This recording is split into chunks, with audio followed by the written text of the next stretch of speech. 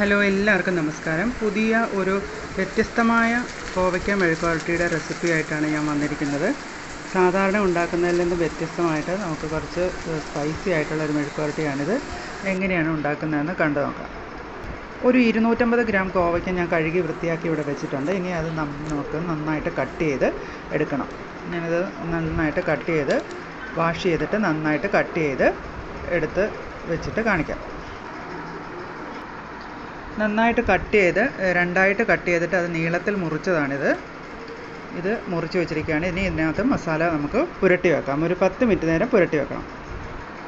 അതിനായി ഞാൻ എടുത്തിരിക്കുന്ന കോൺഫ്ലവർ എടുത്തിട്ടുണ്ട്, മല്ലിപ്പൊടി എടുത്തിട്ടുണ്ട്, മുളക് പൊടി എടുത്തിട്ടുണ്ട്, മഞ്ഞൾപ്പൊടി എടുത്തിട്ടുണ്ട്, ഉപ്പ് എടുത്തിട്ടുണ്ട്. ഇത്രയും എടുത്തിട്ടുണ്ട്.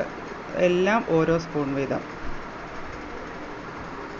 മഞ്ഞൾപ്പൊടി 1/4 സ്പൂണേ എടുത്തിട്ടുള്ളൂ കേട്ടോ. ബാക്കിയുള്ളതെല്ലാം ഒരു 1/2 ടീസ്പൂൺ വീതം എടുത്തിട്ടുണ്ട്.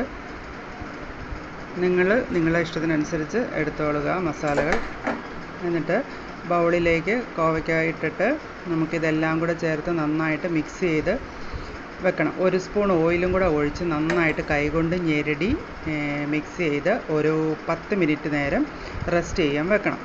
അങ്ങനെ എടുത്ത് ഞാനിത് നന്നായിട്ട് കൈകൊണ്ട് ഞെരടി വെക്കുവാണ്. എന്നിട്ടൊരു 10 മിനിറ്റ് നേരത്തേക്ക് നമുക്കിത് അടച്ച് മാറ്റി വെക്കാം.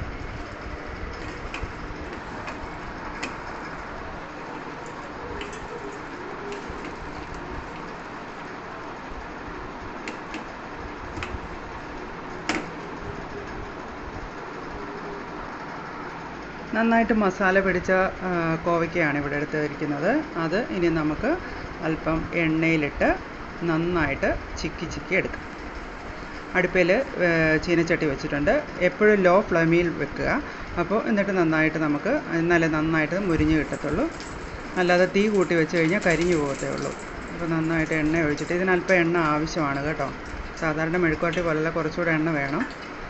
പിന്നെ ഹെൽത്ത് ഒക്കെ നോക്കുന്നവരാണെങ്കിൽ കുറേശ്ശെ എണ്ണ ഒഴിച്ചിട്ട് സിമ്മിൽ വെച്ച് എടുക്കുക. ഇതും അതുപോലെ തന്നെ സിമ്മിലാണ് വെക്കേണ്ടത്. തീരെ സിമ്മിലല്ല, ഒരു മീഡിയം ഫ്ലെയിമിൽ വെക്കണം. എന്നിട്ട് നന്നായിട്ട് നമുക്ക് ഉലർത്തി എടുക്കാം. ഇത് നന്നായിട്ട് ഉലർന്ന് കഴിഞ്ഞിട്ട് നിങ്ങളെ ഞാൻ കാണിച്ചു തരാം ബാക്കി. നമ്മൾ വല്ലപ്പോഴും ടേസ്റ്റിന് വേണ്ടിയിട്ട് മാത്രം ഇങ്ങനെ വെക്കത്തില്ലേ ഉള്ളൂ. അല്ലാതെങ്കിൽ സാധാരണ രീതിയിൽ നമ്മൾ മെഴുക്കുവരട്ടി വെക്കുന്നത് ചുമ്മാ വെറുതെ അരിഞ്ഞിട്ട് പച്ചമുളകും മഞ്ഞൾപ്പൊടി ഇട്ട് എണ്ണയൊക്കെ കുറച്ചല്ലേ നമ്മൾ വെക്കുകയുള്ളൂ. ഇതിപ്പോൾ നമ്മൾക്കൊരു സ്പെഷ്യൽ ആയിട്ട് വെക്കണമെന്നുണ്ടെങ്കിൽ ഇങ്ങനെയൊക്കെ വെക്കാം. അതിൻ്റെ കൂടെ കുറച്ച് കറിവേപ്പിലയും കൂടി ഇട്ട് കൊടുക്കാം. നല്ല ടേസ്റ്റായിരിക്കും. നന്നായിട്ട് ഉലർത്തിയെടുക്കുക. നന്നായിട്ട് നല്ലൊരു ക്രിസ്പി ആയിട്ട് വരും കുറച്ചുകൂടെ കഴിയുമ്പോൾ.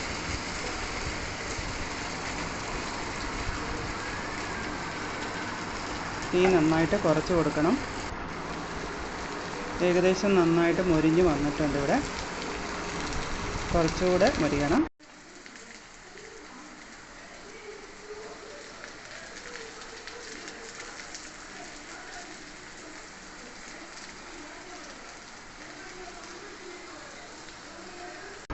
അത്യാവശ്യം നന്നായിട്ട് ഞാനിവിടെ ഉലർത്തിയെടുത്തിട്ടുണ്ട്.